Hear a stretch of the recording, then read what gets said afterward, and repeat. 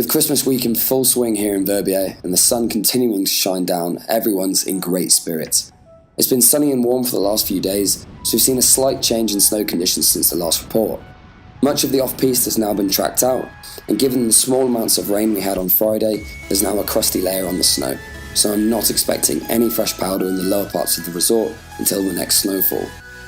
The piste conditions are still great though, as the snow cannons have been going most nights and the piste bashers have been spreading it out well. There's definitely a few icy patches appearing on some of the colder north-facing runs, but generally speaking they aren't anything problematic, and they're also few and far between. I've been having no issues with grip or control when skiing fast, except for the occasional bumpy section on some of the busier runs. I spent most of my time this week skiing around Savalaise, as well as heading further afield to Nenda a few days ago. I found the north-facing runs down into Nenda to be in particularly fine condition, and so were the long cruisy blues, which follow the chairlift down into Civiers. The itinerary runs heading down into Civiers have swiftly returned to being gigantic mogul fields and present a real challenge for any skiers wanting to push themselves. For Christmas week, I was expecting it to be a lot busier. There's definitely a lot of people on the mountain at the moment, but surprisingly the lift queues are remarkably minimal.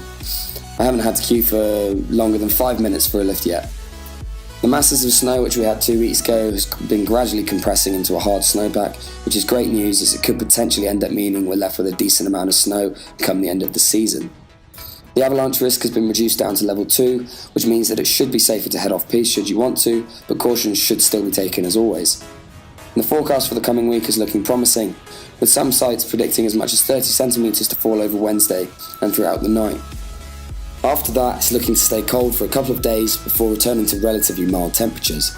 Either way, it's likely that the days should start getting colder soon, and no doubt there will be a few dumps of snow on the way over January.